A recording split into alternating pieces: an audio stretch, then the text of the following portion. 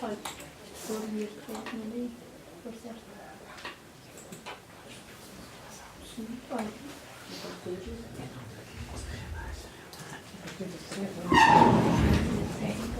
Gente, hoje nós começamos o nosso novo livro, Elucidações do Além. Nós vamos seguir falando hoje, sempre terça-feira, reservado aos assuntos da mediunidade, que é esse livro aqui, tá? Elucidações do Além, do Ramatiz. Nós não vamos fazer todo ele é de assuntos variados, eu vou selecionar certos assuntos referentes à mediunidade. E hoje nós vamos começar o nosso primeiro assunto sobre o trabalho mediúnico. Tá? Um assunto bem interessante. Tá? Vocês têm aí, não sei se já passou com vocês, umas folhinhas brancas. Assim. À medida que nós formos estudando, vocês podem fazendo as perguntas. Se tiver vergonha de perguntar, escreve no papelzinho, tá? Lá pelas 15, hoje a gente vai ter uns 20 minutos, acho, apenas de estudo. Depois vamos abrir os 15 últimos minutos para as perguntas, tá? Aí eu vou ler aqui, não precisa colocar nome, não precisa fazer nada, não se assusta, tá? Bom, vamos começar lá. Na pergunta da Ramatiz: que nos dizeis quanto à conveniência dos trabalhos mediúnicos no seio do Espiritismo? Será que é conveniente fazer trabalho mediúnico? O trabalho mediúnico é aquele trabalho de mesa, sempre repito para vocês, trabalho que é chamado de mesa branca. Será que é conveniente se fazer isso nos centros espíritas? Vamos ver o que nos diz Ramatiz. As reuniões espíritas de intercâmbio espiritual prestam valioso serviço de possibilitar o equilíbrio psicofísico de certas criaturas, que pela sua faculdade mediúnica de alta sensibilidade sofrem assédio constante por parte dos espíritos desencarnados. Então a reunião mediúnica dentro do espiritismo, ao mesmo tempo que ela serve de auxílio aos desencarnados, ela também serve de auxílio ao médium. Por quê? Porque o médium, ele sofre muito ataque, assédios de desencarnados. E com o trabalho mediúnico, há uma melhora no nível energético do médium. Ele consegue alinhar os seus chakras no trabalho mediúnico. Isso vai fazendo com que ele tenha muito menos assédio. E outra coisa também, a energia que ele vem como médium, que já é preparada antes de ele nascer, ele tem certa cota energética.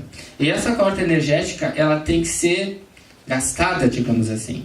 Então, todo médium que tem essa cota energética veio para trabalhar na mediunidade, na incorporação, na psicofonia, na psicografia, qualquer trabalho de cura, de passes, etc., e não trabalha, acaba com o sistema nervoso dele ficando meio destrambelhado, vamos dizer assim.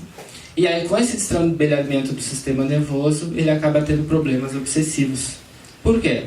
Porque como ele é médium, ele tem um desvio entre o acoplamento do corpo espiritual e o acoplamento no corpo físico. Então, digamos que esse desvio vai chamando a atenção dos espíritos, tá? Digamos que tem eu aqui e tem uma outra pessoa que não é médium. Se um espírito nos vê, nós dois, nos enxerga, ele vai ver quem é médium e quem não é.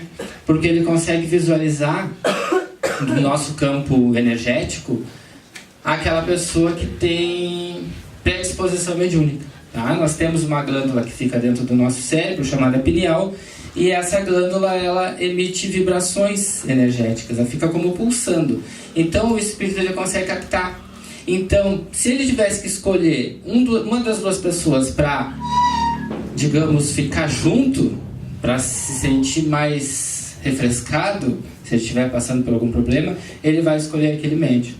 E aquele médium, se não estiver trabalhando, vai sentir sensações dolorosas.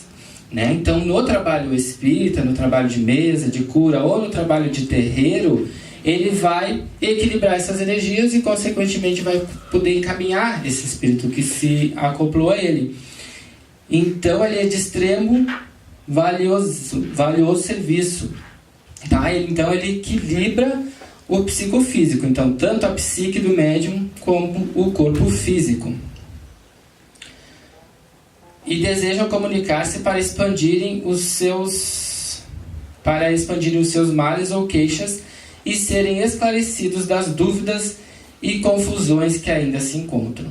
É sempre importante salientar que os espíritos, a gente às vezes acha que eles passaram para o outro lado, sabem tudo, já estão curados, se tinham dores já não tem mais, que a gente sempre ouve dizer, espírito não tem dor, né? Isso é mentira, porque o que mais a gente vê nas reuniões mediúnicas são espíritos reclamando de dor.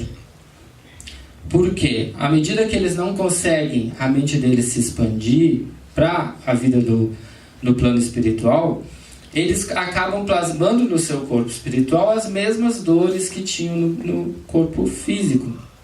Então, nas reuniões mediúnicas, ajudam esses espíritos a se encontrarem, a se esclarecerem e terem essas dores aliviadas ou até mesmo retiradas. Às vezes a gente vê espíritos que passam 100 anos, sentindo dores, sentindo problemas. Por exemplo, levaram um tiro. E aí, às vezes, eles estão achando que ainda estão na Primeira Guerra Mundial, lá em 1914. Imagina, já se passaram 100 anos. E ainda assim chegam espíritos da Primeira Guerra Mundial, mesas mediúnicas, que faleceram nessa guerra. Com as mesmas dores, com o sangue percorrendo o seu corpo perispiritual.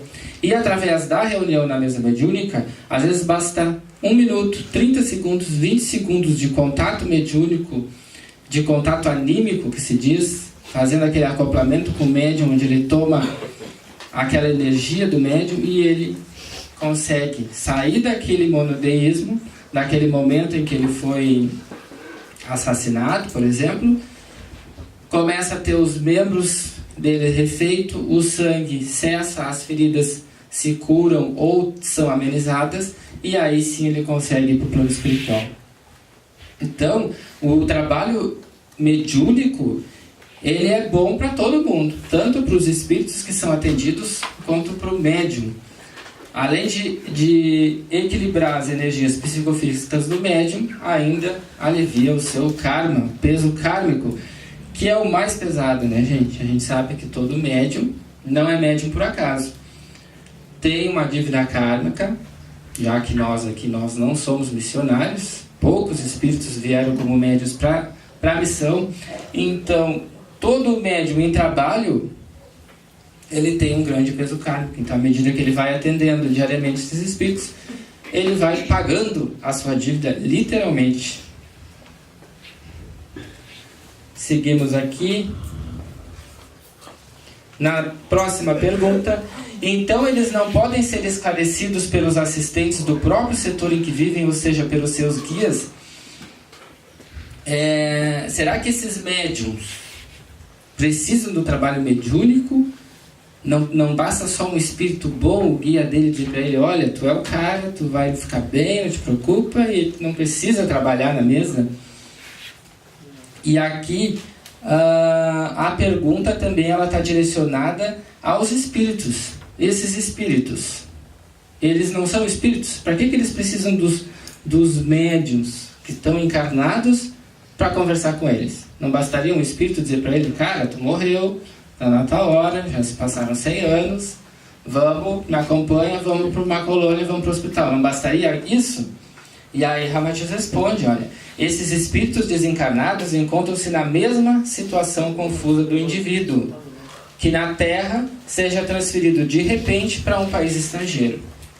Então, se nós por acaso aqui, Ramatiz compara como se fosse para um outro país, né? Tu te transfere para outro país, fica completamente perdido, não sabe pegar um trem, tu não sabe pegar um ônibus, não sabe que via vai para onde, fica completamente. Os espíritos, às vezes, é muito pior, né? A gente sabe, os espíritos, muitos desencarnam e muitos vivem uma vida inteira sem acreditar, sem estudar nada pela espiritualidade, são completamente ateus, mesmo antes de nascerem terem vindo do plano espiritual, né? É uma questão meio assim, como pode, né, a gente não acreditar em espírito, em vida após a morte, se a gente já morreu tantas vezes e veio de lá.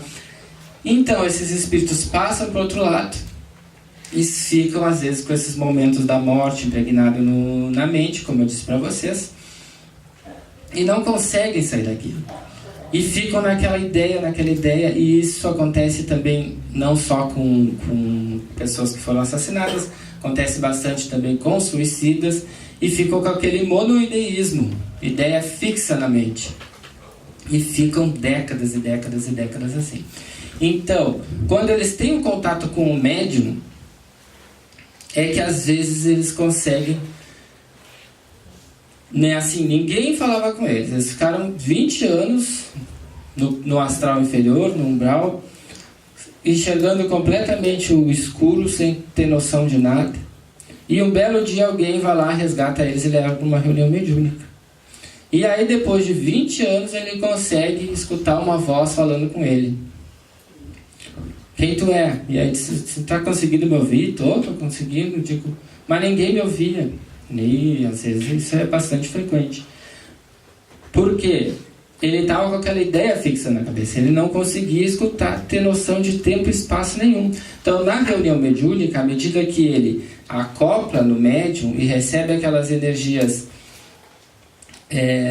animalescas, animalizadas, que se diz, do médium, ele tem um choque anímico e aí ele desperta. E nesse despertar ele consegue entender que ele não